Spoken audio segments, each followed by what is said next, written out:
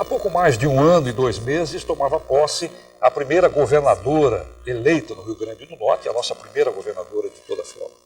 Dona Vilma Maria de Faria vem governando o estado desde então. O programa Grandes Temas desta noite traz a este estúdio a nossa governadora para, numa conversa franca e aberta com alguns jornalistas, ela falar dos êxitos, dos problemas que ela tem enfrentado durante esse primeiro ano de mandato e das suas intenções para os próximos 3 anos de governo. Grandes Temas desta noite está começando agora.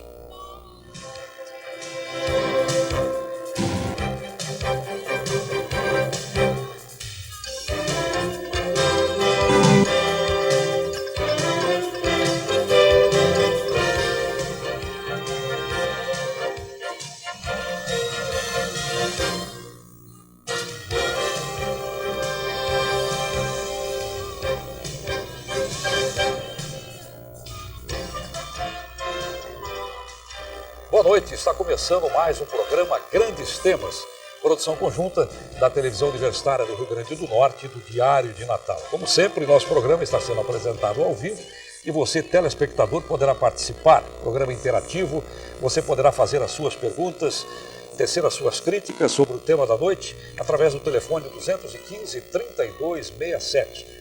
A noite de hoje, como tínhamos anunciado na última semana, nós temos em nossos estúdios, para nossa satisfação, a presença da governadora do Rio Grande do Norte, professora Vilma Maria de Faria. Ela, que acaba de completar 1 ano e 2 meses de governo, vem ao nosso programa falar das realizações do seu governo, falar das suas intenções para os próximos anos. Ou seja, vamos aqui numa conversa franca, aberta, jornalisticamente bem conduzida, esperamos, trazer aquilo que a governadora pensa da sua administração, aquilo que ela pretende realizar ainda e levar até os telespectadores uma visão a mais abrangente possível da sua administração. Para conversar conosco, entrevistar a governadora Vilma de Faria, nós temos a satisfação de contar em nossos estúdios com os seguintes companheiros jornalistas. Pela primeira vez participando do programa, Murilo Meirelles, que representa a equipe de jornalistas da televisão universitária. Temos também, mais uma vez colaborando conosco, o jornalista Osair Vasconcelos, diretor de redação do Diário de Natal, O Puti. Lembramos mais uma vez, já a partir de agora você pode começar a fazer as suas perguntas dirigidas à governadora através do telefone 215-3267. Dona Vilma, boa noite, é um prazer tê-la conosco mais uma vez.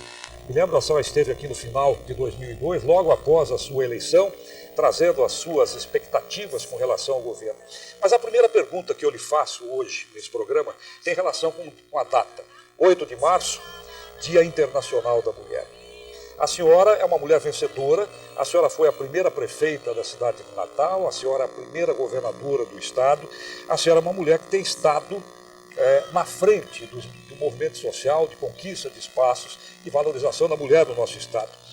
Em algum momento, ao longo desse primeiro ano de governo, o fato de ser mulher trouxe algum problema, representou a necessidade de superar desafios ainda maiores que se tivéssemos um governador no estado? Como é ser mulher e ser governadora num estado como o nosso? Inicialmente eu queria dar boa noite a todos os telespectadores da TV Universitária, os nossos jornalistas que estão aqui, começando por Maurício Pandolfi, que comanda esse programa, Grandes Temas, ao Murilo Meirelles, que é jornalista aqui da TV Universitária, e ao Osair Vasconcelos, que é o diretor de redação do Diário Natal, que faz uma parceria aqui com a TV Universitária. Realmente a pergunta é pertinente, hoje é o Dia Internacional da Mulher, e é um dia para você parar, para pensar nas vitórias que as mulheres conquistaram até hoje e pensar também naquilo que ainda temos que conquistar.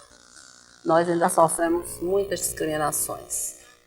Ainda temos uma grande violência que é cometida hoje contra a mulher.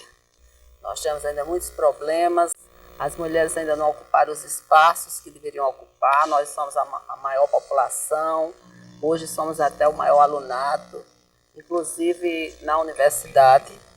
No entanto, nós temos poucas representantes, apesar de aqui no Rio Grande do Norte nós termos conseguido algumas vitórias. São 4 mulheres que estão hoje na Assembleia Legislativa, 2 mulheres deputadas federais na Câmara Federal, no meio de 8 parlamentares, né? E temos a governadora. Então são muitas conquistas. Outra conquista que a mulher do Rio Grande do Norte conseguiu em relação à PEA, a População Economicamente Ativa, nesses últimos 10 anos nós crescemos em participação, e se comparada ao país, inclusive. Nós crescemos nesses 10 anos 7,7%, participação das mulheres na PEA, enquanto que no país o índice é de 5,9%. Embora as mulheres ainda ocupem espaços que não são espaços de vanguarda, não são espaços de decisão, vamos dizer assim. Mas há um avanço. Hoje nós temos também 25%, quase 25% das mulheres que são chefes de domicílio. Portanto, assumem, não é, a casa, os filhos, toda a despesa da família. E como governadora, eu estou no meio desse processo. Eu não posso ser uma pessoa isolada e só porque estou no poder e sendo mulher como sou, não estaria também incomodada com as coisas que acontecem ao nosso redor. Então eu sinto algumas dificuldades, evidentemente, mas que, graças a Deus, durante esses últimos anos, nesse período em que eu estou na vida pública, desde quando comecei, no início eu senti preconceito muito maior, porque, por exemplo, uma mulher ser candidata a prefeita da capital era uma coisa assim um pouco diferente, difícil de acontecer. Mas depois eu comecei a ser muito respeitada pela população. Agora, quando me candidatei, a segunda vez, né? A primeira vez teve um fracasso, a segunda vez tivemos um sucesso, mas quando comecei a campanha, todos diziam: vai ser um fracasso. Ela tem um partido pequeno, ela não tem uma estrutura política partidária forte no Estado, ela não tem meios de comunicação que possam ajudá-las. Às vezes, as ajudas são dadas de acordo com a nossa cultura. Nós vemos isso a toda hora nas campanhas. E ela não tem o poder econômico do lado dela, ela não tem os prefeitos apoiando. Ela só tem Natal, ela não vai passar de Natal. Ela só tinha, na verdade, que isso é verdade, minha militância política foi muito mais em Natal. Mas aí nós conseguimos, nós fomos ousados, evidentemente. Foi muita coragem assumir a candidatura, renunciar à Prefeitura de Natal. Mas como havia um chamamento, eu então fui à luta e tive alguns problemas, evidentemente, nesse primeiro ano de governo, mas com relação à discriminação propriamente dita, da minha posição como governadora, não. Até porque, do ponto de vista formal, isso não pode acontecer. Nenhum outro governador, nenhum ministro, nenhum assessor, ninguém poderia me discriminar. Até porque os direitos são iguais, de acordo com a lei. Eu sei, eu tenho consciência dos nossos direitos. Mas a senhora está fazendo uma boa avaliação do seu papel como mulher, como política, como candidata. Qual é a avaliação que a senhora faz da governadora nesses primeiros 14 meses de governo? Olha, eu quero começando agradecendo a população do Rio Grande do Norte que confia no trabalho da governadora, de acordo com as pesquisas que foram feitas, e há um 68% de aprovação. Uma aprovação maior do que a do próprio presidente Lula hoje. Então, quer dizer, isso me deixa naturalmente estimulada, né? Cada vez mais a realizar um bom trabalho. Então, eu estou bem, eu me sinto bem. Eu acho que nós não avançamos mais porque nós temos uma realidade que não pode ser mudada assim rapidamente. Nós temos, vamos dizer assim, escassez de recursos. Nós temos demandas cada vez mais crescentes. Então, nós temos que ter a criatividade suficiente e a capacidade de evitar, principalmente o desperdício, encontrar alternativas criativas de solução para que você tenha condições de, com um pouco, com a escassez mesmo de recursos, você conseguir fazer muito mais do que o que está previsto do ponto de vista formal. Então, nós conseguimos avançar muito. Olha, esse ano, vamos começar por este ano, e se passou. Nós conseguimos já resolver um problema seríssimo, ou pelo menos minorar o problema, que é o problema da segurança pública. Hoje há, por parte do povo do Rio Grande do Norte, incontestavelmente, muito mais confiança no nosso governo em relação às ações na área de segurança pública. Nós investimos para valer no custeio, estamos investindo no aumento do efetivo, estamos investindo na melhoria física, na estrutura, na informatização, estamos investindo na estrutura de compra de veículos, estamos investindo em armamento, estamos investindo no trabalho preventivo com as polícias de bairro. Estamos agora trabalhando até a questão da mulher propriamente dita, na violência que ela sofre, fazendo um trabalho, criando multiplicadores para evitar exatamente que a sociedade precisa estar aliada ao governo, à polícia, às polícias que estão integradas para que possamos fazer um bom trabalho e fazer, antes de tudo, um trabalho preventivo.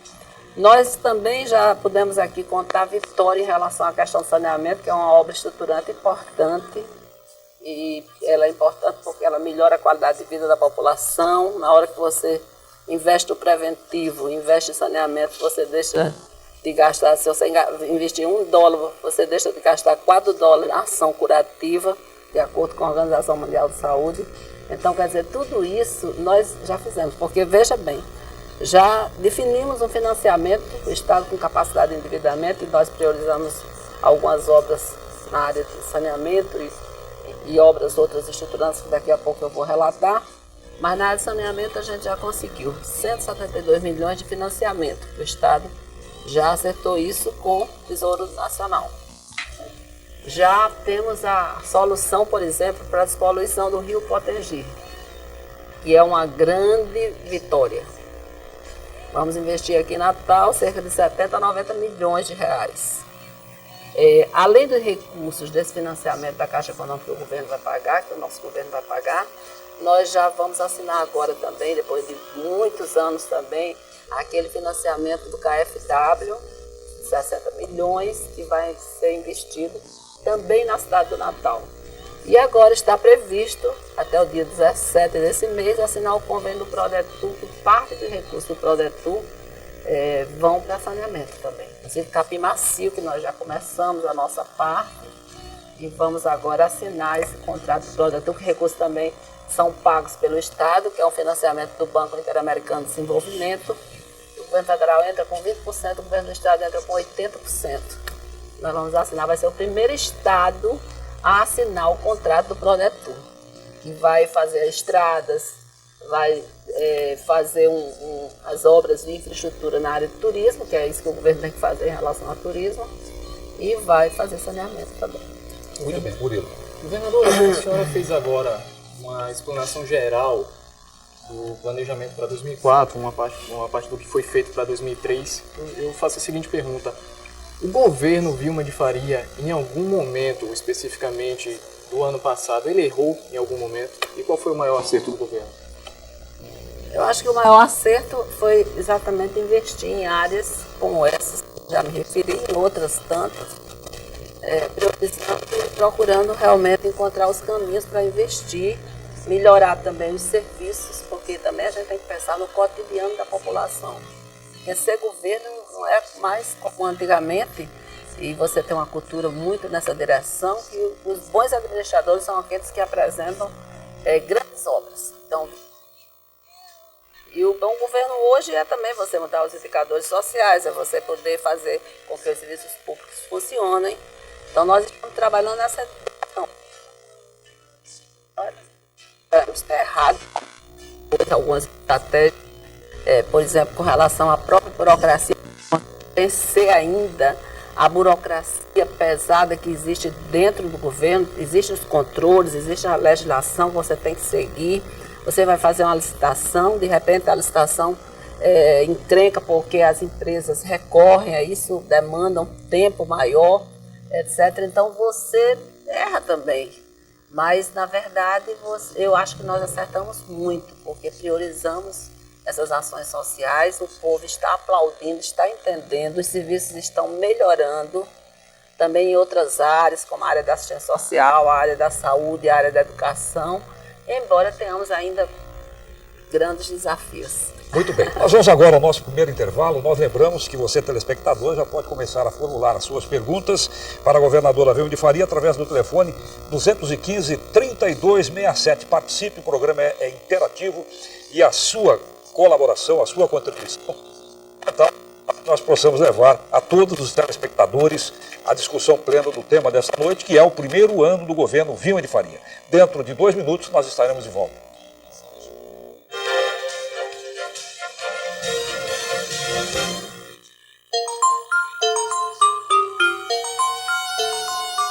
A dengue é uma doença transmitida por um mosquito muito pequeno chamado Aedes aegypti, que se reproduz em água limpa e parada. Ao contrário do que muitos pensam, a dengue é uma doença perigosa, que pode inclusive levar à morte.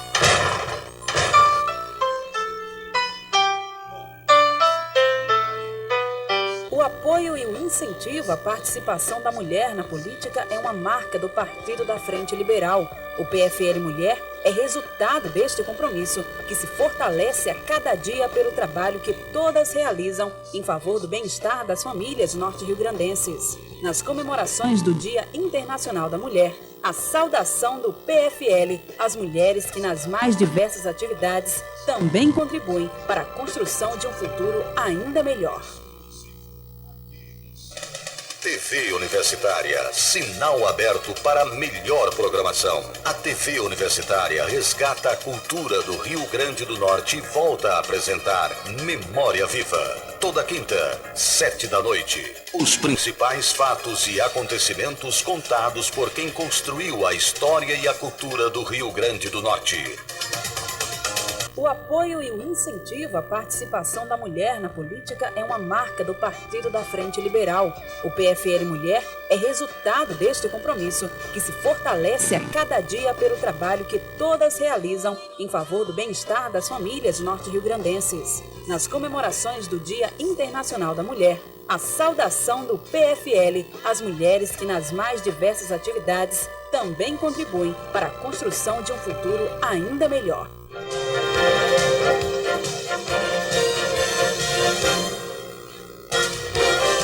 Nós estamos de volta com a segunda parte do programa Grandes Temas dessa noite, em que estamos...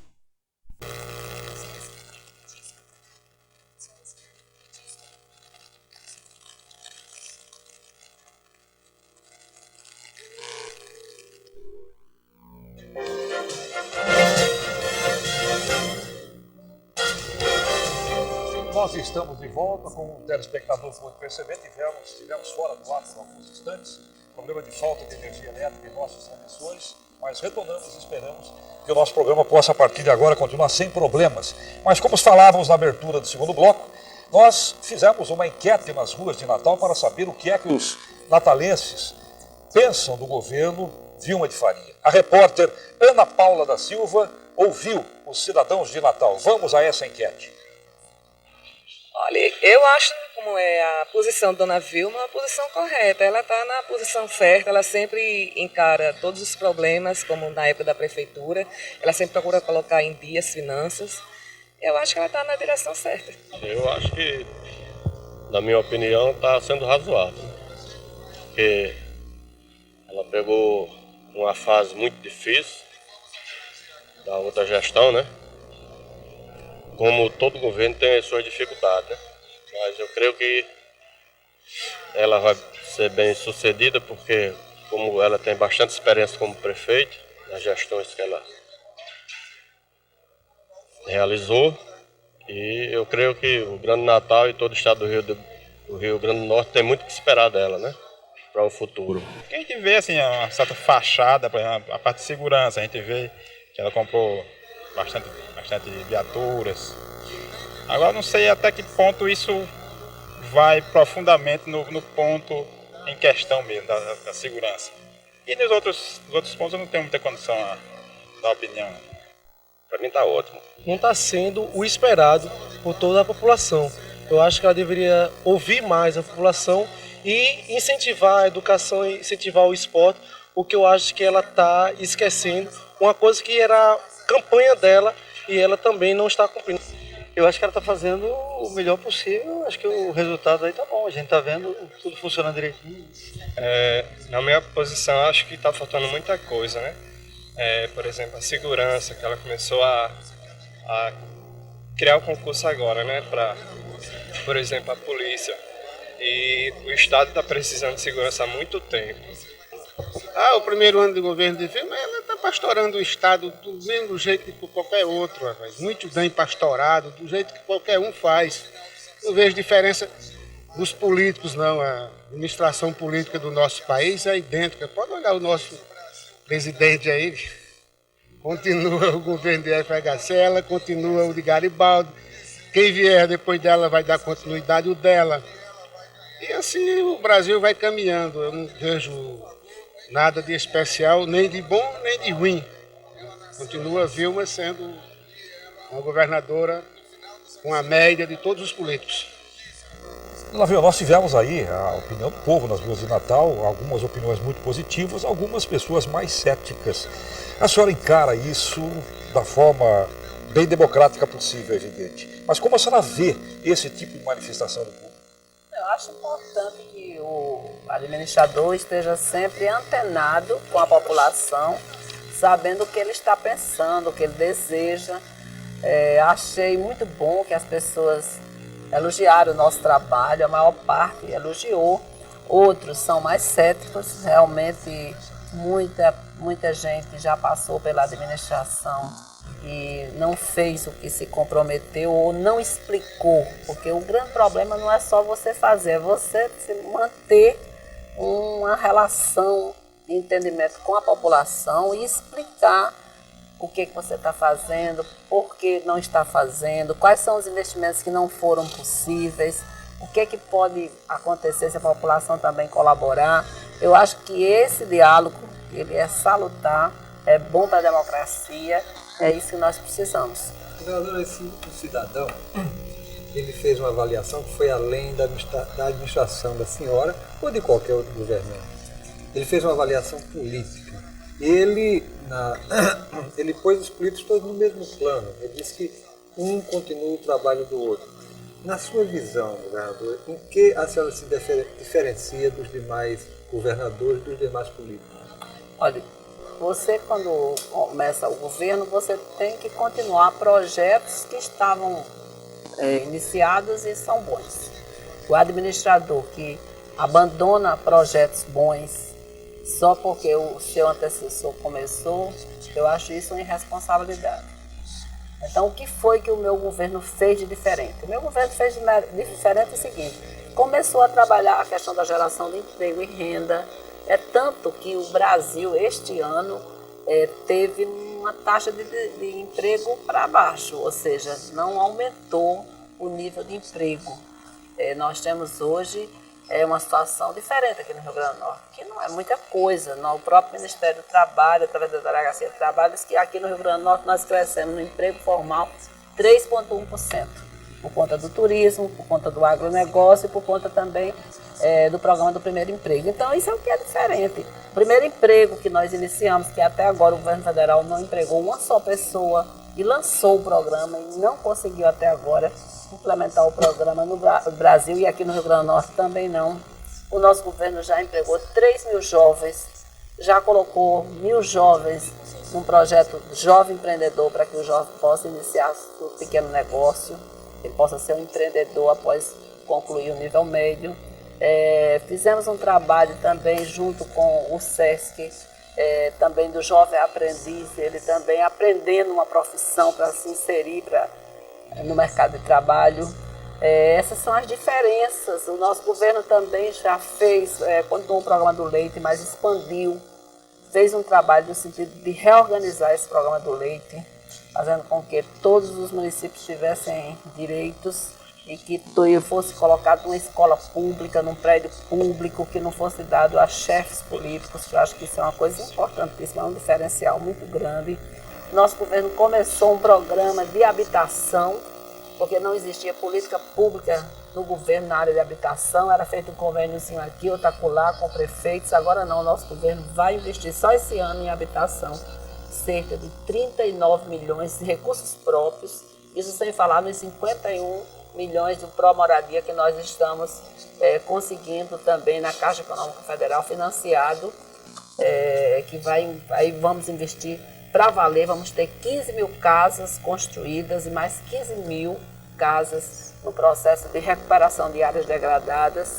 Então esse é o diferencial. Investimos na segurança, e investimos na segurança não só comprando veículos, nós investimos na estrutura, nós estamos preparando a questão, por exemplo, do serviço de inteligência, investindo na informatização, nos carros que possam perseguir os bandidos, nos armamentos. Nós compramos armamentos que nos últimos 10 anos nada tinha sido comprado, nem parecido com o que nós fizemos.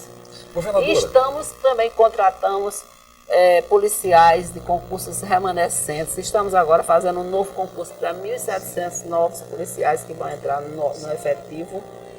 Estamos trabalhando também a questão da escola, que vai formar praças, que isso é muito importante. A academia de polícia também, que nós estamos reforçando. São coisas diferentes. Na área da educação, essa é uma área difícil, porque são 900 escolas e nós encontramos todas depedradas, com problemas. Já recuperamos mais de 300. E há aquela coisa viciada de você não ter a escola, você recupera a escola e de repente você no ano seguinte já tem que recuperar novamente. Porque não se tem por parte das pessoas que estão envolvidas na educação e por parte da própria comunidade o zelo pela coisa pública. Porque não há um incentivo, a escola não é aberta. Então nós fizemos um projeto de escola democrática aberta, de uma gestão democrática, descentralizando os recursos para que os recursos cheguem à escola. E esse ano nós criamos uma coisa que ninguém tinha feito. Nós vamos dar o prêmio da educação para todo o corpo funcional da escola. Nós vamos beneficiar principalmente os que estão lá junto com os alunos. Desde o ASG ao diretor. Ele vai receber, ao invés de 13 salários por ano, ele vai receber 15 salários por ano. Então, isso é um prêmio que vai induzir aquele corpo funcional da escola, juntamente com os próprios alunos, a ter uma escola de boa qualidade, que esse é um grande desafio. Como professor aqui da Universidade Federal do Rio Grande do Norte, eu tenho. Governador, eu queria voltar, a senhora tocou na questão da segurança pública. A senhora fala dos investimentos que fez, mas é evidente que segurança pública é uma coisa que hoje no Brasil já se transformou num verdadeiro campo social. Né? Ela transcende, a ação governamental. Nós tivemos hoje aqui em Natal mais uma tentativa de rebelião os presos fizeram reféns dentro do presídio. Felizmente a coisa pôde ser resolvida através da negociação. A segurança é hoje uma prioridade absoluta no seu governo. O que é preciso fazer, afinal de contas, para que a gente tenha uma polícia mais eficiente, para que a gente tenha uma segurança que dê mais tranquilidade aos cidadãos? Temos que, inclusive, dar um tratamento diferenciado aos policiais, porque eles correm risco de vida, eles saem de casa todo dia para trabalhar, às 6 da tarde vão voltar. Então, eles precisam entender que eles têm que estar integrados com a sociedade civil precisa entender também que a polícia é importante. Que é aquela história da gloriosa polícia militar, todo mundo tem que achar que é isso mesmo. E eles próprios, os que estão na polícia. Existem os maus policiais que esses têm que ser banidos do grupamento, mas a maioria não é. Então, esses têm que ser privilegiados, têm que ser incentivados, têm que ser valorizados. Então, com relação, por exemplo, à segurança pública, ainda existe um grande caminho a percorrer, porque, por exemplo, nós encontramos o sistema penitenciário, o sistema prisional também sem condições de atender necessidades. Nós temos hoje, até porque a polícia está mais ágil e está mais eficiente, então a gente prende mais hoje do que antes. Nós precisamos hoje de inaugurar agora essas 2 penitenciárias, finalmente as coisas foram resolvidas, porque estava faltando pessoal, a gente não podia tirar os policiais da rua para colocar nos presídios. Nós já resolvemos esse problema e vamos inaugurar essa semana 2 presídios que ficaram incompletos, mesmo inaugurados, estavam incompletos. A gente teve um problema danado com relação à burocracia, porque esses recursos vinham do Ministério da Justiça, a gente tinha que prestar contas, tinha que explicar por que não foi gasto devidamente como deveria ter sido. E vamos ter que construir nosso presídio, que isso é despesa para o Estado. Despesa grande, porque cada preso custa muito caro para o Estado. Governadora, a senhora citou agora há pouco a questão da valorização do policial. Um dos motivos apontados para a corrupção na força policial são os baixos salários, a falta de condições de trabalho. Então, dentro desse projeto de valorização, digamos assim, os policiais militares podem esperar do governo Vilma um aumento salarial? Já está definido, já foi definido. Já fizemos um acordo com eles nessa direção e eles vão ter os melhores salários aqui do Nordeste. É uma prioridade também. Governador, falando um pouquinho assim sobre política interna, qual foi o pior momento nesses 14 meses de administração que a senhora fez? Talvez um momento que a gente nem saiba, como que é esse momento? Bem, eu tive momentos difíceis do ponto de vista assim, de que nós precisamos também de uma parceria com o governo federal para que obras estruturantes que são de responsabilidade do governo federal existam. Então, por exemplo, na hora em que o presidente Lula não liberou nenhuma emenda do recurso orçamentário previsto para o Rio Grande do Norte, isso é um problema. Porque aí o governo do estado tem que tocar sozinho esses empreendimentos. Na hora, por exemplo, também que a gente encontra um porto de Natal, num estado que exporta, num estado que cresce a exportação todo ano. Aí você não tem um guindaste no porto de Natal, você tinha um problema com o Tribunal de Contas da União, porque os recursos que foram utilizados nos últimos anos lá no porto também não foram bem utilizados, houve superfaturamento e havia problemas. E você não há nenhuma previsão, há uma previsão no PPA, mas até agora nada foi viabilizado concretamente em relação ao aumento do cais, ao aumento, por exemplo, dos parques de contêineres, porque a gente precisa disso para exportar aquilo que a gente produz pelo Rio Grande do Norte, então você se preocupa com isso. Eu tive que ir ao ministro Zé Disseu falar com ele, levando inclusive os parlamentares para nos dar apoio. Tive que ir para definir também obras que são importantes para a BR-101, e o quilômetro zero começa aqui e termina lá em Osório, Rio Grande do Sul. Tem que começar por aqui, a duplicação da BR-101, que é uma obra também federal, uma BR. Esses foram momentos importantes. O terminal pesqueiro, que a gente conseguiu colocar também no PPA, que é uma obra também do governo federal e que precisa ser definida aqui para o Rio Grande do Norte. São momentos que nós passamos de dificuldades. Por quê? Porque são obras estruturadoras que vão gerar empregos. Se é isso que vai atrair novos empreendimentos, não é o PROAD, não são os incentivos fiscais que vão atrair mais empregos. A senhora está decepcionada com o governo Lula? A senhora que foi aliada dele no segundo turno das eleições? Eu fui aliada e sou aliada hoje. E estou esperando ainda. Estou com muita esperança que as coisas esse ano mudem. Então a senhora está na mesma situação de todos os outros brasileiros. Governador, nós temos aqui diversas perguntas. A primeira delas é da telespectadora Luciana, que mora no Tirol. E eu já estava achando que essa pergunta estava demorando para chegar, porque é uma que evidentemente apareceria. Qual é o aumento que o governo pretende dar ao funcionário público do Estado do Rio Grande do Norte? Olha, vai depender. O aumento para o funcionário público do Rio Grande do Norte, hoje nós temos cerca de 98 mil servidores no Estado. O aumento que a gente vai poder dar hoje, que já está definido e eu já anunciei, é o aumento do piso. Que hoje é R$ 240, vai passar a ser R$ 300 a partir de abril. Mas o aumento salarial, plano de cargos e salário, esse eu não sei quando vou poder dar. Eu não vou prometer algo que eu não posso cumprir. Não vou dar um aumento de 1%, como o presidente Lula deu, que eu acho que não é isso que o povo deseja. E nem também vou poder descumprir a lei de responsabilidade fiscal. Então, quando houver qualquer movimento, eu vou mostrar, eu tenho mostrado quanto é que o Estado arrecada, quanto é que o Estado tem disponível para pessoal, para mostrar que nós não temos condições de dar o aumento que os funcionários merecem. Eles merecem, mas isso não tem condição de dar hoje. Agora, se o país crescer 3,5% do PIB, como está previsto, aí nós temos uma esperança. Governadora, em entrevistas anteriores, a atual secretária de Tributação do Estado defendeu a tese de que os municípios do Estado com menos de 6 mil habitantes eram inviáveis economicamente, porque arrecadariam pouco e etc. E esses municípios deveriam ser incorporados aos municípios maiores, que por extensão arrecadariam mais. Essa é a opinião do governo do Estado? Não, não é a minha opinião. Eu acho que os municípios o que está pode continuar pelo seguinte, porque o município, quanto mais dividido, no caso, como já houve essa divisão no Estado, então há condições de administrar, logicamente não há condições de investir, como os municípios gostariam. Mas eu sou totalmente favorável a que nós possamos manter exatamente essa divisão política que existe hoje, 167 municípios. Né?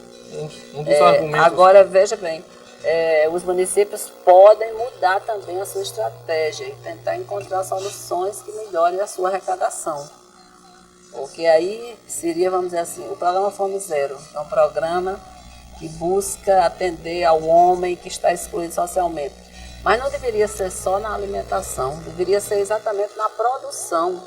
Como é que se pode fazer isso? Trabalhando com as prefeituras, com os governos estaduais, não ficando só estanque naquela bolsa alimentação que se dá de R$ 50 a R$ 95. Se não houver um trabalho nessa direção, que você possa levar o prefeito a encontrar soluções para que ele tenha condições de fazer o quê? O turismo no lugar, no outro lugar, melhorar, agregar valor com relação à cultura de subsistência, que existe no seu município, a agricultura de subsistência. Em outro município, a questão da castanha do caju, que também o governo pode dar apoio a esses investimentos. O FNE, que não é usado, que foi a maior conquista, e eu estava na Constituinte, trabalhei, na verdade, fui uma das lutadoras para que houvesse esse fundo. Esse fundo não atenda ao Nordeste. Eu acho que, apesar das pessoas acharem, dizerem no Banco do Nordeste que é o recurso mais barato da América Latina, eu acho que precisaria desburocratizar, precisaria baixar algumas taxas que vêm acima dos juros, para permitir que esses recursos do FNE sejam usados completamente e totalmente aqui no Nordeste na geração de emprego e renda. Se um dos objetivos de qualquer governo sério é o desenvolvimento sustentável com geração de emprego e renda, então nós temos uma solução, que é o FNE. Nós só usamos 15% desses recursos. E poderíamos usar, inclusive, nessas cidades, que poderiam viabilizar essas cidades. Governadora, me parece que a questão fundamental é uma questão cultural. Em média, os nossos prefeitos não têm a visão do investimento na produtividade, na geração de emprego nos seus municípios. Há aquela cultura da administração dos recursos que vem de fora, dos quais o Fundo de Participação dos Municípios, para muitos municípios, é a única fonte de renda. Existe algum projeto dentro do seu governo, em alguma secretaria, que possa estimular as prefeituras a procurarem essas formas de crescimento dos seus municípios, a nível de treinamento, a nível de orientação, ou a nível de parceria, inclusive? Eu, inclusive, quero antes fazer um comentário sobre essa situação do Fundo de Participação. Quando houve, desde o começo da República, o sistema tributário foi criado para beneficiar principalmente a região Sudeste. Então, como recompensa aos estados menos desenvolvidos, se criou o Fundo de Participação, que é o único imposto, são os dois únicos impostos compartilhados, porque o Fundo de Participação é formado pelo IPI e pelo Imposto de Renda. Então, esses recursos são compartilhados e são distribuídos de acordo com a população, inversamente proporcional à renda per capita. Então, os estados do Nordeste, naturalmente, são os que mais recebem recursos. Então, como nós somos 65% da população das 3 regiões menos desenvolvidas, que é Nordeste, Norte e Centro-Oeste, nós temos direito a 52% desses recursos. Só que no passar dos anos, e principalmente no governo Fernando Henrique Cardoso, o que aconteceu? Se criaram outros impostos, se aumentou a carga tributária e esses recursos ficaram lá separados, primeiro no FEF e agora continuam separados, sem compartilhar com os estados. E o que o governo fez para dar incentivo às indústrias, inclusive às indústrias do Sudeste, Sul e Sudeste? Dar incentivos através do IPI e do Imposto de Renda. Então, esse bolo do Fundo de Participação está diminuindo todo ano. E principalmente o ano passado diminuiu mais ainda. Porque além da recessão, dos problemas que nós passamos no ano passado, onde houve, inclusive, não houve arrecadação. Lina diz que nós tivemos aumento de arrecadação, mas o aumento de arrecadação que ela fala é um aumento de arrecadação do ponto de vista nominal. Se você fizer a deflação, nós não tivemos aumento de arrecadação. Só se refere a Lina Vieira, secretária de A Tributação. nossa secretária.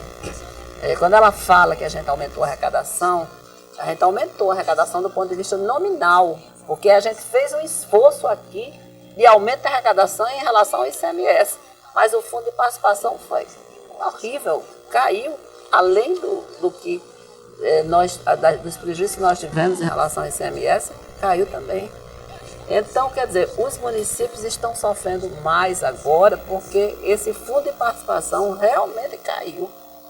E caiu de verdade. E essa reclamação todos os governadores fizeram aos ministros que discutiram conosco, debateram, que foi uma coisa importante e certa que o governo Lula fez, foi ele próprio discutir conosco os problemas do país, juntamente com os ministros da área econômica, principalmente o Palocci e também o chefe da Casa Civil, que esteve sempre nas discussões conosco, além do próprio Furlan, que também esteve presente, o ministro Mantega também do Orçamento e Gestão, que discutiram conosco. Só que as coisas são encaminhadas e não são resolvidas. E depois nós aqui, que moramos nas regiões menos desenvolvidas e temos uma pequena representação, sofremos mais. Então, por exemplo, aqui no Nordeste são 9 estados, nós temos quase 30% da população do Brasil. Mas por que a gente não consegue? Porque nos últimos anos, na hora que se atendia a Pernambuco, se atendia ao Ceará, se atendia a Bahia, que tinha maior representação, já que vivemos numa democracia representativa, então o resto do Nordeste se calava. Dessa vez a gente resolveu se reunir em fórum, em vários fóruns, né, em cada estado. Ultimamente está um pouco parado, eu estou com medo que Lula faça essa política também, como fez Fernando Henrique Cardoso, de atender a Paraíba, a Pernambuco, atender os maiores estados. E os outros 6, por exemplo, aqui do Nordeste, fiquem esperando que venha, assim, alguém que tenha uma força política maior para liberar um recurso e não esteja dentro, assim, da política que deve ser feita em favor desses estados que formam essa região menos desenvolvida. Bom, nós vamos agora ao nosso segundo intervalo. Já temos aqui muitas perguntas. No próximo bloco nós faremos algumas delas à governadora. Nós lembramos que você ainda pode fazer as suas perguntas pelo telefone 215-3267. 1 minuto e meio nós estaremos de volta.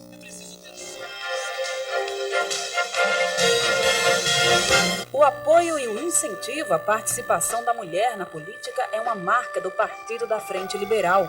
O PFL Mulher é resultado deste compromisso, que se fortalece a cada dia pelo trabalho que todas realizam em favor do bem-estar das famílias norte-riograndenses. Nas comemorações do Dia Internacional da Mulher, a saudação do PFL às mulheres que nas mais diversas atividades também contribuem para a construção de um futuro ainda melhor. Aprendendo a ser cidadão com o Ministério Público. A Promotoria de Justiça da Educação esclarece que o Conselho de Escola existe para facilitar o diálogo entre os pais e educadores e para melhorar a formação da criança e do jovem. Senhores pais, participem do Conselho da Escola do seu filho.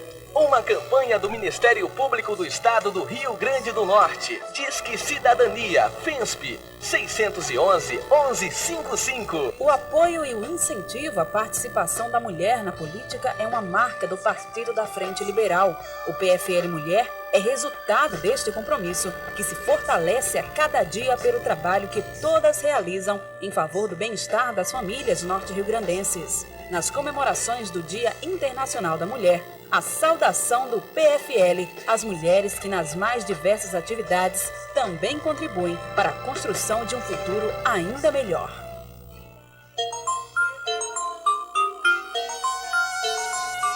A dengue é uma doença transmitida por um mosquito muito pequeno chamado Aedes aegypti, que se reproduz em água limpa e parada.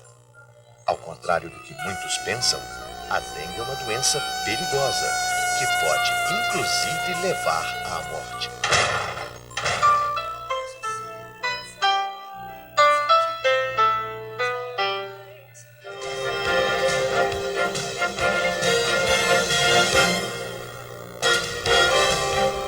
Nós estamos de volta com a terceira parte do programa Grandes Temas desta noite, em que estamos conversando com a governadora Vilma Maria de Faria sobre o seu primeiro ano de governo. O telefone para que você participe é 215-3267. Vamos fazer agora uma divisão aqui bem justa entre os telespectadores e os jornalistas presentes na mesa. O telespectador Paulo, que mora no Conjunto Mirassol, faz a seguinte observação.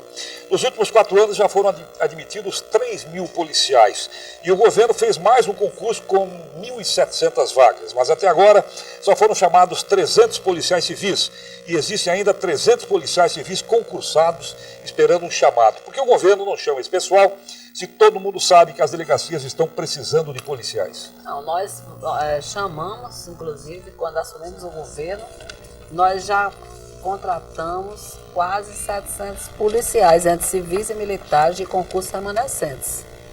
Agora, o que nós estamos precisando agora é de policial militar, por isso vamos fazer concurso para 1.700 policiais militares. As vagas, então, do último concurso são para a Polícia Civil? Desse último concurso, olha. Muito bem. Não é nem para a Polícia Civil, são mais escrivãos. Muito bem. Governadora, voltando um pouco à avaliação do seu primeiro ano de governo, qual é a melhor secretaria e a pior secretaria? Não tem como você, depende do conceito que você der, a pior ou melhor secretaria. Eu espero o seu conceito. A que mais o desempenho mais lhe agradou? Não, existe, vamos dizer assim, as secretarias que não conseguiram avançar por conta das dificuldades operacionais, ou seja, de ter, por exemplo, uma estrutura, você tem, por exemplo, uma Secretaria de Educação que tem 900 escolas.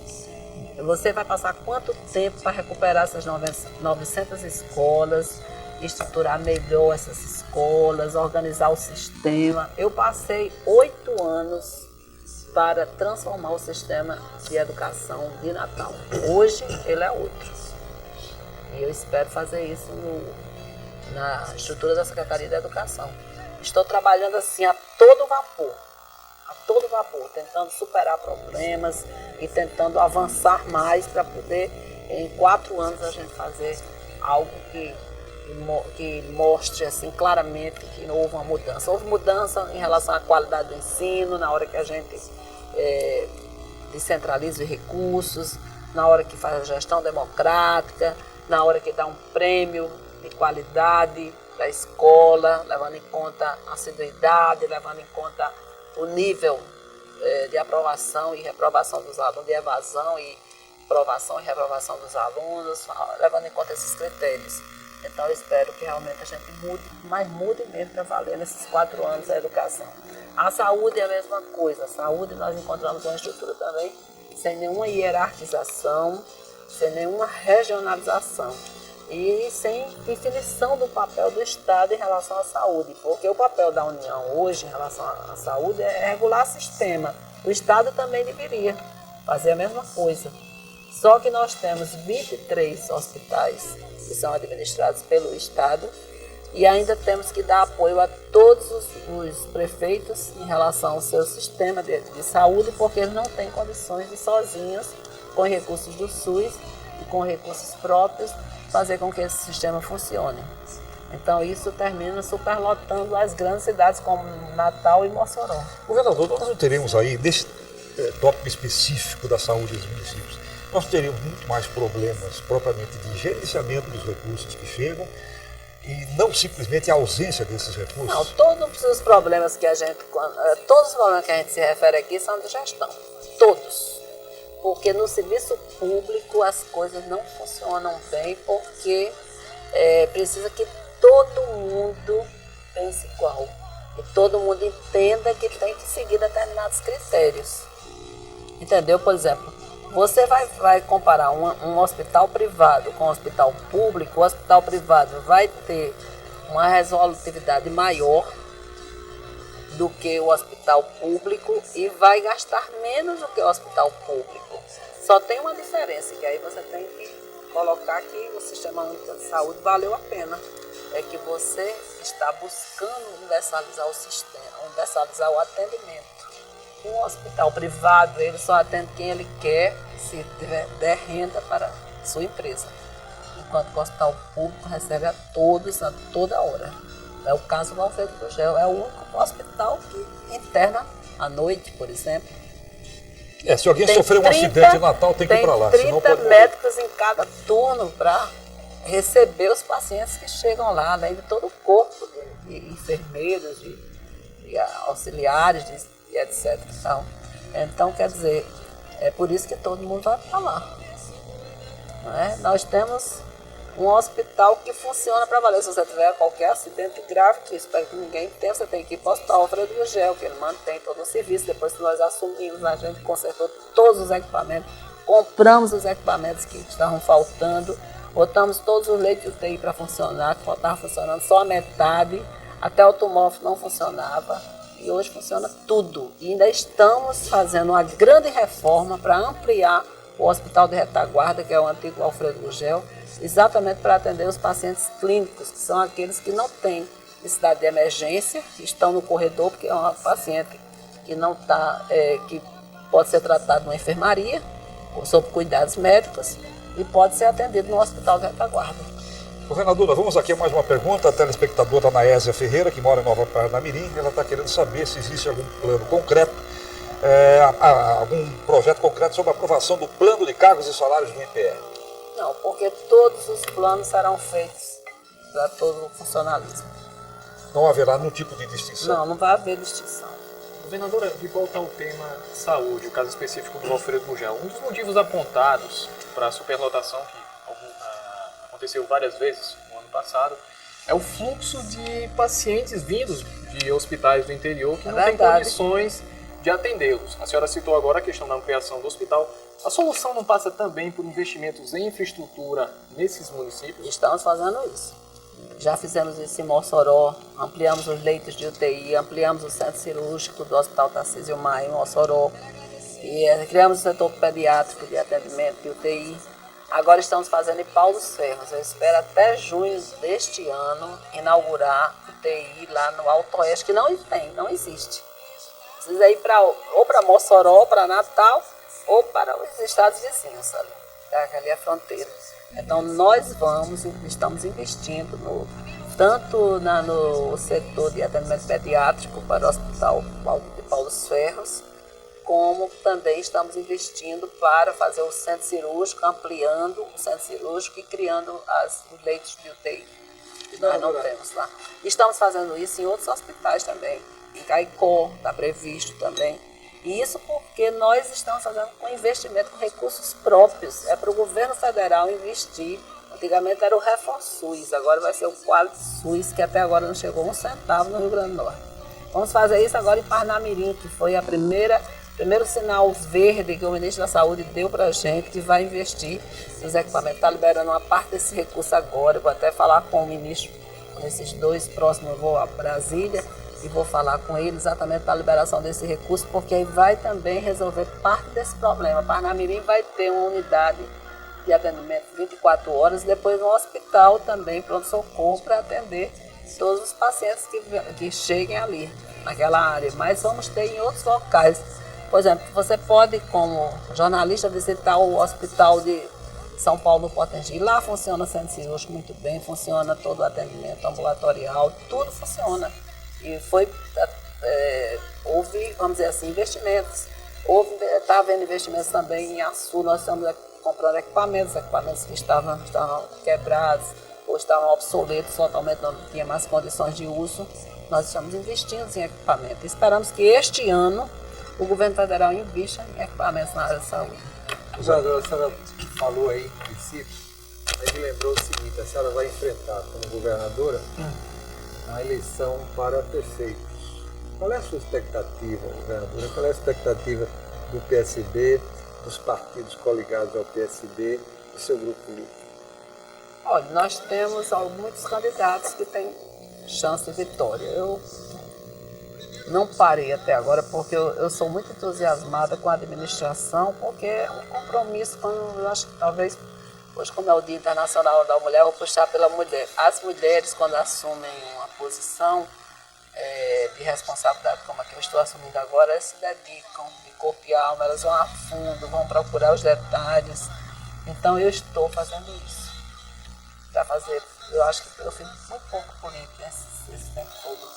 Mas eu vou ter que fazer, eu sou a presidente do partido, quis, inclusive, me distanciar do partido, porque estava exatamente numa função mais administrativa de muita responsabilidade, mas os partidários não deixaram, nossos correligionários não deixaram, eu estou à frente do partido, então nós temos um partido que cresceu, recebeu novos correligionários, temos vários que têm chance de vitória, e acredito que agora, a partir do final de março, nós vamos nos reunir todo final de semana, exatamente para discutir quais são as chances do nosso partido, mas as chances são boas. Né? Governadora, aqui, governadora, no que se toca, no que se refere a Natal, por exemplo, já se especula muito sobre a sua atuação. E por mais que a senhora se preocupe com a administração, a senhora é uma mulher eminentemente política e a senhora acompanha. E aqui se fala, por exemplo, que a senhora defende uma solução Carlos Eduardo para prefeito e Carla para vice. Veja bem, eu não posso defender nada porque a decisão não pode ser minha, tem que ser do conjunto dos componentes do partido. Embora a definição da governadora seja fundamental. Não, realmente eu acho que nós temos que fazer uma chapa que represente, vamos dizer assim, consolida uma vitória, que some, né? O vice tem que ser alguém que some com o prefeito Carlos Eduardo. E Carla soma, não? Carla é do Partido Progressista, não está no arco das nossas alianças, mas tudo na política é possível. Dentro do critério de valorização da mulher, ela se encaixa na sua proposta. Governador, nós temos aqui mais perguntas dos telespectadores. A Socorro, que mora na cidade de Satélite, faz a seguinte pergunta. A Ponte da Redinha foi uma prioridade na sua administração como prefeita e me parece, segundo a telespectadora, que continua sendo uma prioridade do governo. Por que a questão, afinal, se arrasta há tanto tempo? E parece que a questão jurídica vai continuar impedindo a construção dessa ponte. Olha, a questão da Ponte da Redinha, nós tentamos, através de concessão, porque a Prefeitura de Natal não tinha condições financeiras de fazer a ponte. E o governo não se dispôs a trabalhar em parceria conosco. A obra realmente é uma obra cara, mas é uma obra muito importante, não só para Natal, mas para o Estado, para os 16 municípios aqui que formam o Polo Costa das Dunas. Então, nós agora decidimos que vamos fazer a ponte com recursos próprios do governo do Estado. E tem muita gente que está trabalhando contra. Essa disputa jurídica eu das quero empresas. aqui aproveitar essa oportunidade que a TV Universitária está me dando nesse programa Grandes Temas, exatamente para fazer uma convocação, para fazer aqui um apelo à população do Rio Grande do Norte para que nós trabalhemos juntos para viabilizar a ponte, porque a governadora quer fazer a ponte. Estamos, inclusive, já disponibilizando recursos no orçamento já deste ano para a ponte. Então, nós precisamos que ela se viabilize, porque vai ser a obra estruturante mais importante na área do turismo que vai realmente mudar todo o cenário turístico aqui dessa região. Governadora, a senhora disse que tem gente trabalhando contra. Quem está trabalhando? Quem poderia trabalhar contra o progresso? Tem gente trabalhando contra, tem gente trabalhando contra. Imagine que, de repente, a empresa que era uma empresa que todo mundo falava que não tinha chance, realmente ela não teve, ela errou, a gente teve que fazer intervenção. Eu fiz intervenção antes de sair do governo. Carlos Eduardo decretou a caducidade. Então, ela agora é quem está ditando as regras, dizendo o que é certo, o que não é, etc. Então, isso não pode ser. Essa empresa não pode mais atrapalhar a nossa vida. Essa empresa precisa ficar quieta, porque nós precisamos fazer essa ponte com empresas que tenham condições de fazer essa obra grandiosa. Não é toda empresa que faz uma obra como essa. É necessário ter experiência, é necessário que nós possamos. E a gente tem um processo licitatório que é aberto, e nós esperamos que esse processo realmente ele corra o mais rapidamente possível para que nós possamos começar a construir a ponte. Muito bem. Governadora, voltando à política, o PSB hoje é um dos partidos da base aliada do governo federal. E é possível esperar que as alianças que são firmadas hoje com os partidos da base aliada se repitam nas eleições municipais deste ano? Em relação ao governo federal? Isso.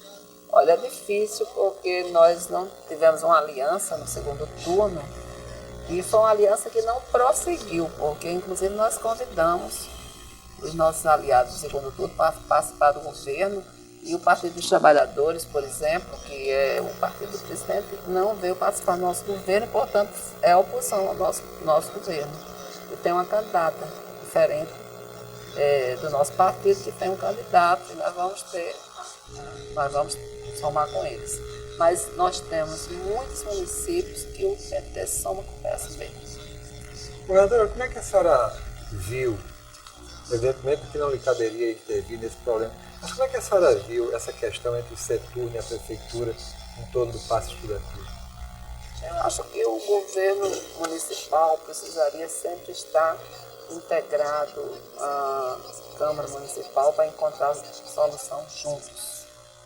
Essa queda de braço é ruim, muito ruim. Eu não quero nunca uma queda de braço com a Assembleia Legislativa. Eu quero que nós sentemos e encontremos juntos as soluções. Então, eu espero que haja uma solução, porque, na verdade, não pode haver essa queda de braço. É muito ruim para a sociedade, é muito ruim para o próprio governo municipal, é muito ruim mesmo para a Câmara Municipal. Eu acho que está na hora. Eu já dei os meus conselhos, tanto ao presidente da Câmara como ao prefeito. Eu espero que as coisas se resolvam da melhor forma possível, porque o sistema de transporte é importante. Quem deve gerir o sistema é o governo municipal. O serviço é realizado pela iniciativa privada, mas a gestão do sistema um serviço essencial, tem que ser do governo. Governador, a propósito, a criação de uma empresa municipal de transportes estatal ligada ao município não poderia ser um fiel da balança nesse processo todo? Como nós temos algumas capitais brasileiras que têm essa situação? Mas eu acho difícil aqui no nosso estado, nesse momento, porque primeiro a gente não tem experiência, já se tentou, eu tentei fazer isso. Achei melhor ampliar empresas para ter mais competição entre eles e ver exatamente a eficiência de cada um. O melhor seria mesmo uma boa relação entre a gestão do sistema, que é a STTU, onde está à frente uma pessoa séria, uma mulher também comprometida com o futuro de Natal, e o sistema privado que funciona lá com a gestão do sistema público. Eu acho que o melhor seria isso. Porque criar uma empresa municipal agora poderia ser uma coisa que mais na frente não daria certo. Porque precisamos ainda amadurecer muito os nossos servidores. As pessoas que entram no serviço público têm que entrar com muita responsabilidade, mesmo sabendo que não tem porta de saída. Que esse é o grande problema. A iniciativa privada tem mais força porque tem porta de saída. Governador, doutor, a senhora bastante decepcionada com o servidor público. A senhora falou na abertura do programa como uma das suas grandes dificuldades a burocracia do Estado, que emperra muitas ações. Mas a burocracia não é culpa do funcionário público, não. Ele não da legislação. Da legislação? É da legislação que é imposta, muitas vezes é imposta ao servidor, e o servidor tem que cumprir, porque senão ele, de repente, ele e os gestores, principalmente, estarão daqui a pouco tendo que responder ao Tribunal de Contas porque não cumpriu determinado mecanismo burocrático, né? Agora, com relação aos servidores, voltando a falar sobre eles, eu acho que tem muito servidor que se dedica de corpo e alma na educação, na saúde, que leva essas secretarias nas costas. Tem hospitais que a gente tem pessoas que são totalmente abnegadas, que fazem tudo, que não pensam nem sequer no salário que vão receber no fim do mês. Mas, infelizmente, ainda tem um corporativismo ainda formado por grupos que acho que aos poucos vão se acabar, que é exacerbado esse corporativismo e prejudica o serviço público. Governadora, falando ainda de servidor público, a Maria Aparecida, que é professora estadual, fora do Quirol, pergunta quando é que o governo pretende pagar as promoções verticais que estão com os processos parados há mais de 8 anos. Olha, o meu compromisso com os servidores da educação foi pagar as promoções horizontais. Eu paguei todas. Aumentou a folha em mais de 2 milhões por mês.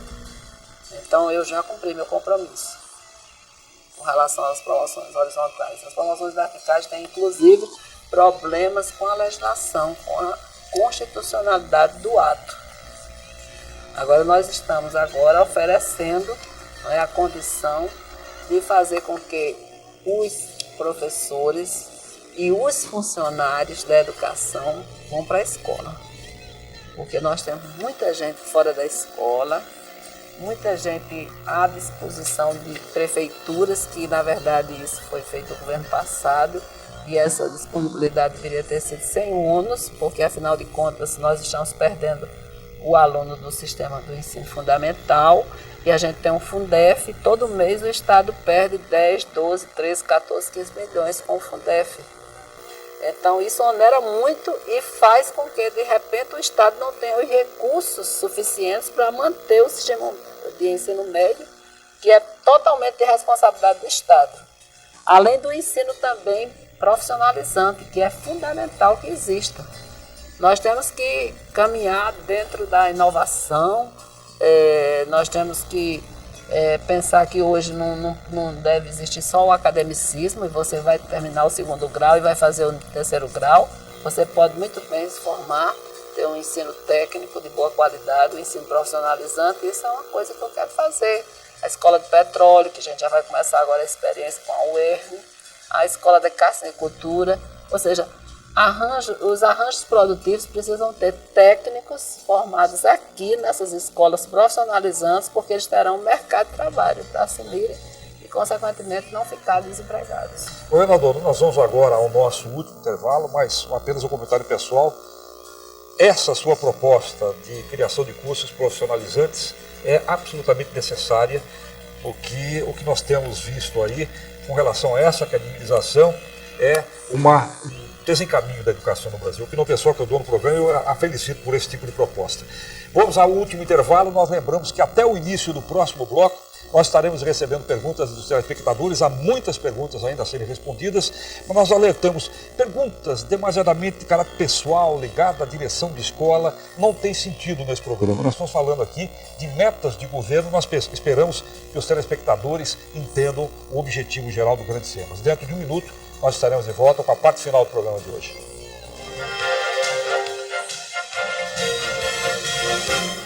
Uma criança com câncer pode crescer, realizar sonhos e ter uma vida inteira pela frente, com grandes possibilidades de cura, se a doença for precocemente diagnosticada e tratada.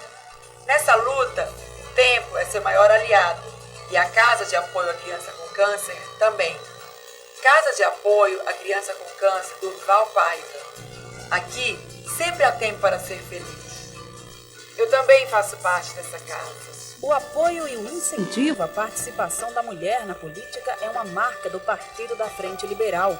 O PFL Mulher é resultado deste compromisso, que se fortalece a cada dia pelo trabalho que todas realizam em favor do bem-estar das famílias norte-riograndenses. Nas comemorações do Dia Internacional da Mulher, a saudação do PFL às mulheres que nas mais diversas atividades também contribuem para a construção de um futuro ainda melhor. Aprendendo a ser cidadão, com o Ministério Público. Consumidor, adquira algumas práticas importantes para a garantia da sua saúde. Verifique sempre o prazo de validade do que adquirir e confira na rotulagem dos produtos que comprar a origem dos componentes que irão ser consumidos. Uma campanha do Ministério Público do Estado do Rio Grande do Norte. Disque Cidadania, FENSP, 611-1155. O apoio e o incentivo à participação da mulher na política é uma marca do Partido da Frente Liberal.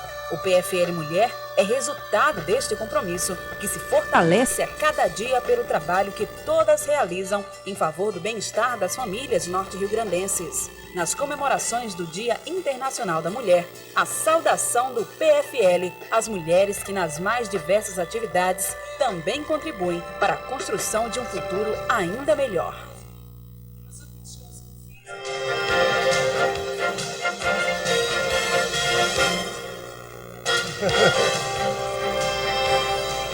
Nós estamos de volta com a parte final do programa Grandes Temas dessa noite, em que estamos conversando com a governadora Vilma Maria de Faria sobre o seu primeiro ano de governo. Nós vamos encerrar agora o recebimento de novos telefonemas, que já temos aqui algumas dezenas a serem respondidas e certamente não haverá tempo. Murilo. Governadora, no começo do ano, o programa A Caravana do Saber detectou vários professores em desvio de função. Como ficou a situação desses profissionais? Eles foram realocados para escolas? Também tem a questão da falta de professores. Eles vão ser reaproveitados? Como é que ficou essa questão? Não, nós reaproveitamos todos os professores que estavam com desvio de função, mas tivemos algumas dificuldades, porque o que estava faltando eram professores de disciplinas específicas, de biologia, física, química, matemática. Então precisava fazer concurso. Nós pedimos autorização à Assembleia, já que era urgente, e nós não poderíamos mais continuar naquela história de contratar estagiários. Então pedimos autorização à Assembleia Legislativa para permitir que nós contratássemos por um ano. E contratamos. E agora nós estamos fazendo concurso para professores exatamente das disciplinas específicas que nós precisamos. Quantos professores são necessários hoje para cobrir? Eu acredito que em torno de 1.500 professores. Mas porque antes a gente pagava por hora extra também, nós resolvemos alguns problemas com professores que foram contratados temporariamente, outros com hora extra, pagamos hora extra, e outros que estavam com desvio de função e nós então encaixamos em algumas disciplinas, em algumas escolas. Governadora, mas o grande problema da educação ainda continua sendo o servidor dizendo que quer ficar em tal escola, quando deve ser diferente. É o gestor que deve dizer aonde o professor deve ir, que é aonde o aluno está precisando de professor. Governador, o telespectador Tiago de Felipe Camarão toca exatamente nessa questão. Ele fala que um dos problemas hoje, que inclusive atrasou o início do semestre letivo em muitas escolas estaduais, é a ausência de professores, principalmente de química e física, para ensino do segundo grau. Esse é um problema histórico aqui no Rio Grande do Norte. Então eu já autorizei o secretário de Educação que enquanto o concurso termina de se realizar e nós contratamos os concursados, então nós podemos contratar ainda professores por um tempo determinado. Nós ainda temos 6 meses que podemos fazer isso. Então não vai haver problemas em relação a isso. Agora a Secretaria da Educação deve fazer isso o mais rapidamente possível. Agora existem problemas sem solução. E eu vou dar exemplos aqui. Tem determinadas cidades que a gente não encontra um professor de biologia, ou de física, ou de química, nem das cidades vizinhas que queira ir para aquela cidade. Aí está um problema. Quer dizer, nós temos. É tanto que nós queremos que o campus de Pau dos Ferros faça alguns cursos que nós estamos com falta de professores naquelas áreas. Isso vai acontecer agora. Muito bem. Pergunta do telespectador Herbert, que mora no Conjunto Potengi. A senhora agora há pouco falou aqui que os policiais teriam um aumento diferenciado. Pois ele pergunta, o governo prometeu um aumento de 31% em abril aos policiais militares. A senhora confirma isso? A gente vai confirma e vamos manter. Governadora, com relação ainda à polícia, telespectadora Socorro do Barro Vermelho, ela pergunta como está o programa da polícia comunitária, quais são os próximos postos a serem instalados. Inclusive, no início do seu governo, surgiram algumas críticas que o seu governo teria desativado a polícia comunitária. Não, o nosso governo encontrou a polícia comunitária totalmente desativada. Hoje não. Hoje nós temos um grupo de pessoas que trabalham somente na gestão da polícia de bairro, dentro da filosofia de polícia comunitária, e nós estamos trabalhando em vários bairros, estamos fazendo as bases de polícia de bairro, temos 12 lá na região da Zona Norte já prontos, né, já funcionando, a maior parte delas está funcionando. Vamos fazer 18 esse ano, inclusive 6 também em Mossoró, e eu acho que esse programa ele é excelente, porque trabalha com a comunidade, tem um grupo de discussão dos problemas da violência, da segurança dentro do próprio bairro. Nós temos várias pessoas que coordenam, que têm experiência já nesse sentido. Tem um padre também que está trabalhando conosco, já fazendo esse trabalho de conscientização, mostrando a importância da união de esforços entre a sociedade e a segurança. Eu acredito, eu estou muito satisfeito porque eu acho que vai dar certo. Muito bem. Pergunta da telespectadora Andresa do Alecrim. Segundo ela, a senhora já anunciou que o governo pretende conceder autonomia financeira e administrativa para as escolas do estado. Quando é que isso vai acontecer? Isso já aconteceu o ano passado em algumas escolas. Esse ano nós vamos fazer o restante das escolas. Ano passado, em torno de 30% a 40% já receberam essa autonomia, já receberam parte desses recursos da autonomia, no final do ano passado, nos últimos 4 meses. E esse ano nós pretendemos fazer isso em todas as escolas. Bom, a telespectadora Maria das Graças, que mora nas Quintas, toca no assunto que a senhora acabou de falar agora, que é a questão do professor querer trabalhar próximo à sua casa, escolher a escola. Ela diz que se isso fosse mais efetivado, esse remanejamento, para que os professores trabalhassem próximo às suas residências, seria muito bom, porque, segundo ela, com os salários que lhes é pago, é muito difícil o deslocamento todos os dias, por exemplo, da Zona Norte para a Zona Sul e vice-versa. Não, aí ela está certa. Se ela mora na Zona Norte, ela tem que trabalhar na Zona Norte. Agora, o que acontece é que a maior parte dos professores moram na Zona Sul e não querem, muitas vezes, trabalhar na Zona Oeste e na Zona Norte. Aí isso não pode acontecer. Eu, quando era prefeita, teve um ano que eu fiz concurso para professor só para a Zona Norte. Inclusive, esse concurso que vai acontecer vai ser definido assim. As vagas serão para tais municípios. Se você passar para aquele município, não vai poder ser aproveitado em outro. Você tem que ir para lá. Se você aqui em Natal, nós vamos precisar de mais professores na Zona Norte, então eles vão ter que... Não tem contestação jurídica, porque a gente já vai colocar isso no edital. Já é determinado. Muito bem. Governadora, eu estava me lembrando aqui de duas frases de dois ex-governadores, um deles falecido. O governador Tarcísio Maia, ele disse uma vez: o sucessor do meu sucessor vai governar um estado rico. O governador Geraldo Melo disse no começo da administração dele: quando eu terminar meu governo, todo mundo vai estar dormindo de portas abertas. A senhora, governadora, o que é que a senhora diria para o cidadão potiguar esperar daqui a 3 anos? Eu digo que o meu governo vai ser um governo em que o Estado vai ficar organizado do ponto de vista orçamentário, administrativo, e que os serviços públicos vão ficar funcionando e nós vamos poder fazer obras estruturadoras que vão elevar o Estado do Rio Grande do Norte em termos de arrecadação, em termos de PIB, PIB e renda per capita. Nós somos, por sinal, um dos estados que tem a melhor renda per capita aqui do Nordeste, embora esteja muito longe daquilo que nós desejamos. Vamos trabalhar nessa direção. Eu não vou aqui prometer o céu e a terra aos norte-grandenses, porque nós vivemos no Brasil e no Nordeste.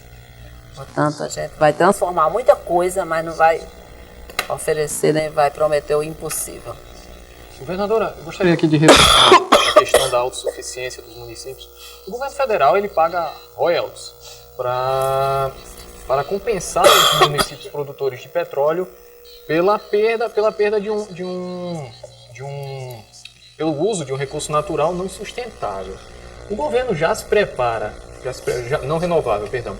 O governo hoje já se prepara de alguma forma para atender esses municípios quando esse recurso acabar, afinal o petróleo acaba algum dia. Eu acho que não é o governo que tem que se preocupar com isso, não, porque nós somos uma federação, tem um ente federal, o estadual e o municipal, e cada um é autônomo. Me permita colocar de outra forma, então. Esses municípios, assim que acabar o recurso, eles deixariam de ter esse dinheiro e seriam um ônus para o governo estadual. Nesse eixo é a isso que eu estou me questionando. Veja bem, eu acho que esses municípios deveriam estar se preparando realmente para ter, vamos dizer assim, uma situação diferenciada dos outros municípios. E eles até que têm. Todos os municípios que recebem royalties são municípios que têm uma situação bem melhor do que os outros. São recursos que não são vultuosos, mas são recursos extra que ajudam muito ao município a melhorar a sua infraestrutura e, consequentemente, melhorar as condições de vida da população. Em estradas, em saúde, em tudo. Em estradas vicinais, para escoamento da produção, na parte de urbanização da cidade, na parte de geração de emprego para atrair novos empreendimentos e assim por diante. Então, isso daí eu acho que é o contrário do que você está dizendo. Agora, nós, do Rio Grande do Norte, estamos o tempo todo dizendo à Petrobras que nós somos um estado, o primeiro maior produtor de petróleo em terra, e, portanto, o petróleo extraído da terra, ele causa mais dano ao meio ambiente. Portanto, nós temos que ter sempre projetos que representam medidas compensatórias a essa exploração de algo que não é renovável. Então nós estamos negociando com a Petrobras essas obras que são importantes para o Estado, para o desenvolvimento do Estado. É o gasoduto que precisa existir. São obras assim, tipo investir no meio ambiente, em parques, em áreas de preservação ambiental e assim por diante. Nós estamos investindo e vamos querer que a Petrobras nos dê um apoio maior. A refinaria, governadora, a senhora acredita na refinaria? Eu acredito que haja uma definição da refinaria nesses próximos 3 anos. Agora vamos lutar por ela. Nós estamos terminando de elaborar um projeto para encaminhar a Petrobras para mostrar que o Rio Grande do Norte é viável para receber aqui uma refinaria. A alternativa da parceria com grupos privados está sendo cogitada no seu governo? Não, claro, tem que ser, não pode ser trazendo de pires na mão, não, porque a Petrobras tem que buscar parceiros. A não ser que seja uma decisão exclusivamente política do presidente da República e colocar uma refinaria em tal qual estado para decidir politicamente, fazer uma decisão puramente política. A decisão tem que ser técnica, pensando no país, né? E nós temos condições, totalmente. Se hoje o nosso petróleo sai daqui através de dutos, por que nós não podemos receber petróleo para refinar aqui? Nós já temos uma mini refinaria aqui no Rio Grande do Norte. Então, por que não podemos ter uma refinaria de maior porte? E nós estamos agora, estamos tentando viabilizar os contatos que nós fizemos nos Emirados Árabes, da viagem que nós fizemos com o presidente, para que nós façamos aqui um seminário, criamos um grupo de trabalho exatamente para que eles vejam a viabilidade dos investimentos aqui no Rio Grande do Norte. Governadora, como você está vendo a participação da bancada federal do Estado nessa luta pela refinaria, que já se arrasta há pelo menos uns 8 anos? Toda a bancada federal é a favor, evidentemente, não tem como ser contra. Mas eu me refiro a uma ação mais intensa, politicamente mais dinâmica, nesse sentido. Não é muito fácil para a bancada, nós só temos 8 deputados, 3 senadores, são 11 parlamentares, né? Então a nossa luta em relação à representação que nós temos no Congresso Nacional, ela é insuficiente. Não é? Nós temos que ir mesmo pela área, nós temos que mostrar a viabilidade técnica da refinaria para que os deputados tenham condições realmente de lutar por elas. Infelizmente, nós não encontramos esse projeto. Não existia. O governo do Estado, durante esses anos todos, discutiu a refinaria, mas não tem projeto nenhum. Governadora, 8 com 3 dá 11, já dá um time. Se ele jogar bem estruturado e bem dirigido, pode-se obter uma vitória nesse sentido. Pode, com certeza. E não só os 11 parlamentares, mas pode ser também que você consiga que pessoas gradas, que têm influência no governo federal, influência econômica, pode ser também que nós consigamos, eu acho que isso é a coisa mais importante, um parceiro que possa viabilizar com a Petrobras esse empreendimento. Isso é o que significa talvez a coisa mais importante para viabilizar a refinaria. Bom, nós vamos aqui a mais Aí sim, que aí os parlamentares podem ajudar. Muito bem. Vamos aqui, nós temos vocês vão me confirmar, pouco mais de 3 minutos para o encerramento, né? Última pergunta, depois nós vamos reservar um tempo para a sua palavra final. O Etevaldo Júnior, de Ceará Mirim, está perguntando se a senhora considera as políticas públicas do seu governo voltadas para a juventude satisfatórias. E também pergunta se existe algum projeto especial para a juventude. Nós temos uma assessoria especial para a juventude que foi criada no final do ano passado e ele está desenvolvendo projetos nessa direção em relação a essas políticas públicas. Por exemplo, com relação à questão do esporte, a preocupação, nós vamos ter, inclusive agora, vamos viabilizar um centro de atendimento às pessoas que consomem drogas, né? Crianças e adolescentes que vão ser tratados. Isso é um tipo de política pública importante que vamos fazer em parceria com a prefeitura. E podemos fazer isso em outros municípios. Mas temos outras políticas públicas que podem ser definidas. Por exemplo, essa política da geração de emprego e renda, que nós já estamos fazendo também. Já é uma decisão que o nosso governo tomou para beneficiar os jovens. O jovem empreendedor, o aprendiz cidadão, o primeiro emprego, são políticas públicas para o jovem. A questão dos cursos profissionalizantes, também pensando em formar o jovem para ser um técnico dentro da necessidade do mercado de trabalho, é outro. O esporte está mais nas escolas. A gente pode expandir o esporte como uma forma também de ocupar o jovem e fazer uma complementação da ação da escola, evitando que ele também vá para o mundo das drogas e ele possa ter um lazer orientado. Então, a questão do esporte, a gente está estudando esse lado. Governadora, temos apenas 1 minuto para o encerramento do programa e nós vamos reservar para que a senhora derive as duas palavras finais do programa de hoje ao nosso telespectador. E agora, governador, se a senhora me permite, eu queria fazer uma pergunta que talvez leve a senhora a fazer essa avaliação. Há 1 ano e meio, mais ou menos, a senhora era candidata, a senhora era adversária de um governo, a senhora tinha uma posição como adversária, a senhora tinha um conjunto de ideias como candidata, independente de quem a senhora era adversária, e agora a senhora é governadora. A senhora tem certamente uma visão mais completa, mais aprofundada do que é o governo, do que é o Estado. Na sua avaliação, governadora, qual é o grande desafio do Rio Grande do Norte? O grande desafio do Rio Grande do Norte, Osaí, é exatamente como todo o Nordeste, gerar emprego e renda. Gerar emprego e renda, fazer com que esses arranjos produtivos possam vir a se consolidar. Alguns já estão se consolidando e outros poderão se consolidar. Esse é o grande desafio.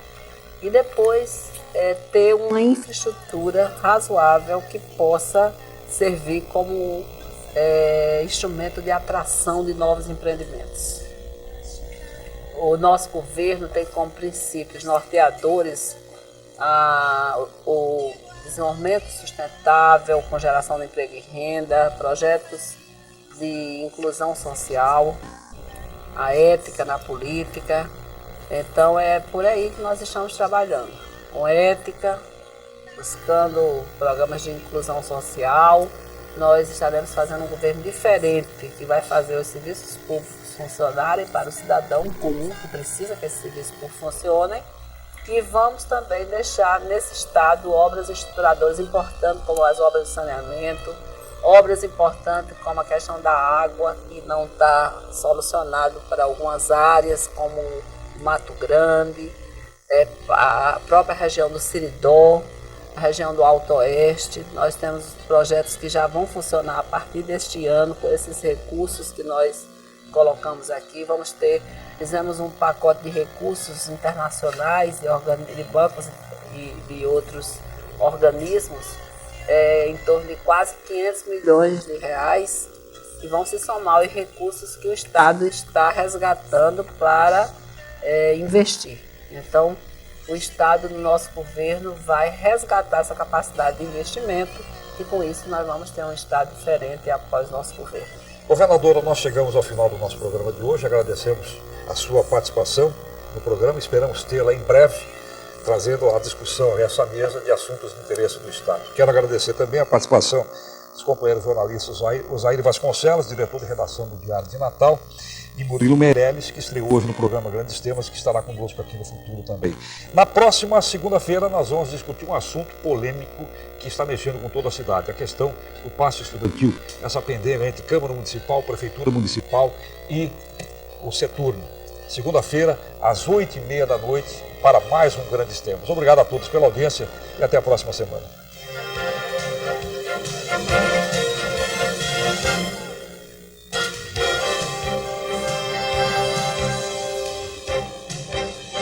Thank you.